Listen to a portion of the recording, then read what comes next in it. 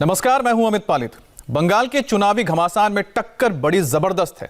ममता बनर्जी बार बार बंगाली बनाम बाहरी की बात करके बीजेपी पर निशाना साधती हैं, लेकिन बंगाल की धरती के सपूतों की धरोहर को संवारने का ममता के पास वक्त ही नहीं है। राष्ट्रगीत वंदे मातरम के रचयिता बंकिम चंद्र चटर्जी के घर की हालत देखकर आप सोच में पड़ जाएंगे। जिस महापुरुष ने अपने गीतों से आजादी के आंदोलन में धार लाई, आज उनका घर बदहाल है। आज दोपहर 1 बजे जेपी नड्डा बंकिम चंद्र चटर्जी के घर पर जाने वाले हैं। उससे ठीक पहले हमारी रिपोर्टर अर्चना सिंह ने बंकिम चंद्र के घर से एक खास रिपोर्ट भेजी है, इसे देखिए।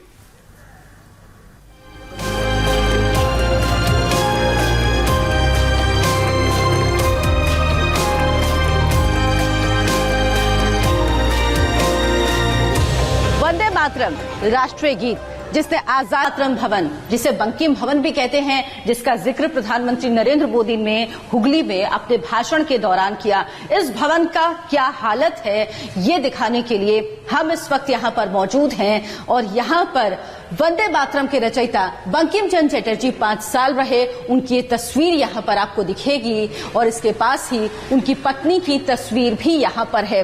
इसके अलावा यहाँ पर आपको अगर वंदे मातरम से जुड़ा कुछ भी दिखेगा तो ये चंद यहाँ पर तस्वीरें लगी हुई हैं, जिनमें नीचे लाइनें लिखी हुई हैं जो वंदे मातरम की हैं। सुजलम सुफलम मलयज शीतलम शस्त्र श्यामलम मातरम। यही तस्वीरें हैं सिर्फ जो आपको बताएंगी कि यहाँ पर वंदे मातरम की रचना की गई। यहाँ पर माँ काली की ये मूर्ति है, लेकिन देखिए स्थिति क्या है। यहाँ पर गंदगी का अंबार है। ऐसा लग रहा है कि इस जगह की कभी सफाई भी नहीं होती है, यानी रख रखाव के नाम पर यहाँ पर कुछ भी नहीं है। और अगर बंकिम चंद्र चट्टोपाध्याय से जुड़ी स्मृतियां, उनकी यादें, उनकी चीजों को आप जब इस भवन में प्रवेश करेंगे तो उम्मीद करेंगे कि आपको दिखेगी ऐतिहासिक विरासत, यहाँ की सांस्कृतिक विरासत, तो ऐसा कुछ आपको नजर नहीं आएगा। आप बेहद मायूस होंगे। यहाँ पर उनके परिवार की सिर्फ ये एक तस्वीर है, जिसमें ये उनके पिता हैं। ये बंकिम चंद्र चट्टोपाध्याय के 3 भाई हैं, वो 4 भाई थे। उनकी 3 बेटियों की ये तस्वीरें हैं। सबसे बड़ी बेटी ये हैं और बड़ी बेटी के पति की वो तस्वीर है। इसके अलावा यहाँ पर कुछ तस्वीरें और हैं। ये वो लोग हैं जो उस दौर में मिलने आते थे यहाँ पर बंकिम चंद्र चट्टोपाध्याय से। ये ईश्वर चंद्र विद्यासागर हैं जो मिलने आते थे, जिनसे बातचीत होती थी। ये देखिए, अब इस जगह का हाल देखिए जहां पर वंदे मातरम की रचना हुई। वो वंदे मातरम जिसे आनंद मठ में स्थान मिला, वो वंदे मातरम जो राष्ट्रीय गीत बना आजादी से भी 10 साल पहले 1937 में। ऊपर आप देखेंगे यहाँ हर तरफ जाले लगे हुए हैं, गंदगी है, रख रखाव कहीं पे भी आपको नहीं दिखेगा। ये हेरिटेज बिल्डिंग है। यहाँ पर ये देखिए, ये सुभाष चंद्र बोस का एक पोस्टर है, वो भी ऐसे ही साधारण सा एक पोस्टर यहाँ पर लगाया गया है। गंदगी आपको हर जगह दिखेगी। आपको इस बिल्डिंग को देखकर कहीं पर यह एहसास नहीं होगा कि एक हेरिटेज बिल्डिंग है जिसका रख रखाव अच्छा होना चाहिए, जो यहाँ की सांस्कृतिक ऐतिहासिक धरोहर से जुड़ा हुआ है। इधर जब आप देखेंगे तो आपको यहाँ पर सिर्फ और सिर्फ कूड़ा नजर आएगा। ये देखिए, ऐसा लग रहा है जो कबाड़ की चीजें हैं वो यहाँ पर रख दी गई हैं। इसके रखरखाव में कोई ध्यान नहीं दिया गया है। 2006 में ये बिल्डिंग दोबारा बनाई गई क्योंकि ये ढह चुकी थी। इसका जीर्णोद्धार किया गया, ये बिल्डिंग बनाई गई, लेकिन उसके बाद इसके रख रखाव की सुध किसी ने नहीं ली। 2010 में टीएमसी की सरकार आई और उसके बाद जो यहाँ पर प्रस्तावित थी लाइब्रेरी बंकिम चंद्र चट्टोपाध्याय के नाम पर, वो भी यहाँ पर नहीं बनाई गई। ये देखिए, यहाँ पर ये सामान पड़ा हुआ है। ये टूटी कुर्सी अपनी कहानी बयां कर रही है। इसके अलावा कई ऐसी चीजें हैं जो लगता है ये लैंप शेड्स हैं, लाए गए थे यहाँ लगाने के लिए, लेकिन अब ये यहाँ पर कोने में इसी तरह इस कबाड़ में पड़े हुए हैं। गंदगी आपको हर जगह दिखेगी, रख रखाव कहीं पे भी नहीं है। जबकि जो हेरिटेज बिल्डिंग होती है उसका रख रखाव किया जाता है। बंगाल के लिए कहा जाता है कि वो अपनी ऐतिहासिक और सांस्कृतिक धरोहर को सिर्फ संजोता नहीं बल्कि उसके साथ रोज जीता है। लेकिन यहाँ की तस्वीर कुछ और बयां करेगी। यहाँ की तस्वीर कहेगी कि ऐसा लगता है कि बंगाल बंकिम चंद्र चट्टोपाध्याय की इस भूमि को भूल गया है जहां पर उन्होंने वंदे मातरम की रचना की, जिसने आजादी के दीवानों में एक नया जोश भर दिया, एक ऐसा गीत जिससे अंग्रेज भी डर गए और उन्होंने इसे पब्लिकली गाने पर अपराध घोषित कर दिया। यानी इतना डर था उनके मन में, ऐसे गीत की जहां संरचना हुई, ऐसे महापुरुष जहां पर रहे, वो यहां पर आए। 5 साल उन्होंने प्रवास किया। जब उनका ट्रांसफर हुआ हावड़ा से, परिवार के साथ यहां रहे। लेकिन यहां की तस्वीरें देखकर आपका दिल दुखी होगा। ये देखिए, जहां पर भी आप देखेंगे सिर्फ गंदगी ही गंदगी आपको नजर आएगी।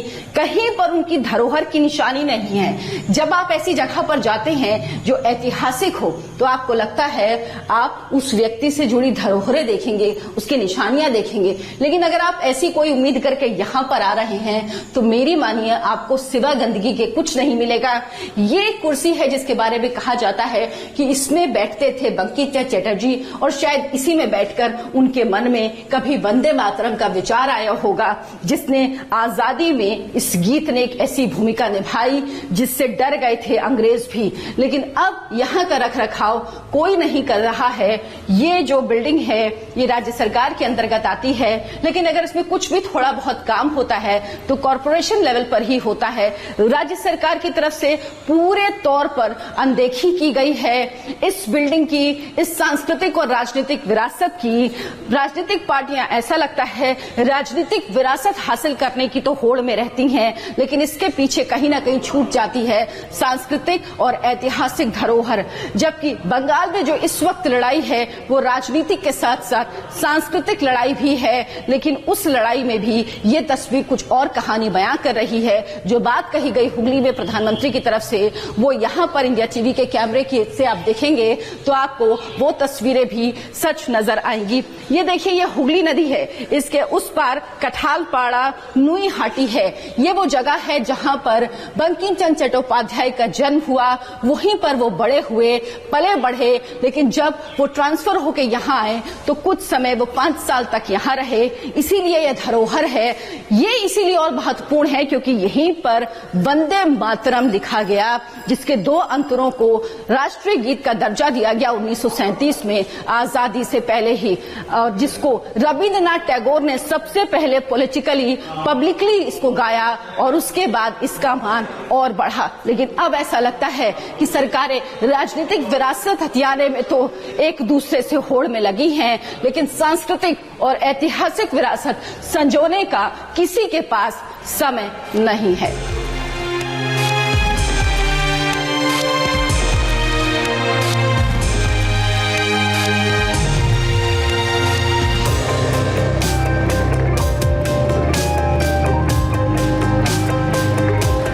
बंकिम भवन में जहां पर वंदे मातरम लिखा गया, वंदे मातरम भवन में कई कमरे हैं। एक कमरा और है जो आपको दिखाते हैं, जहां की स्थिति आप देखेंगे तो आप समझ जाएंगे कि यहां पर रख रखाव दरअसल होता ही नहीं है।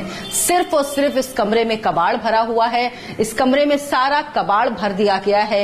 ये देखिए, शायद पहले ये कुछ तस्वीरें बनाई गई थी, इस बोर्ड में लगाई गई थी, एक कोलाज टाइप का बनाने की कोशिश की गई थी, लेकिन अब वो भी इस कबाड़ का हिस्सा है। यहाँ पर इलेक्ट्रिकल जो सप्लाई होती है उसका ये पॉइंट है और इसके आसपास आप गंदगी देखिए। यहाँ पर अंदर आने में भी आपको सोचना पड़ेगा।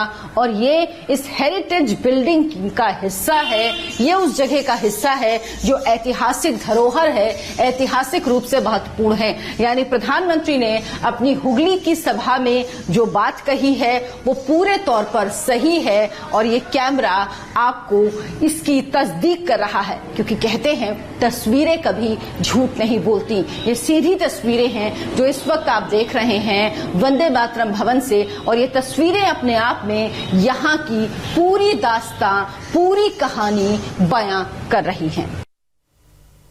अर्चना सिंह की रिपोर्ट में आपने देखा कैसे बंकिम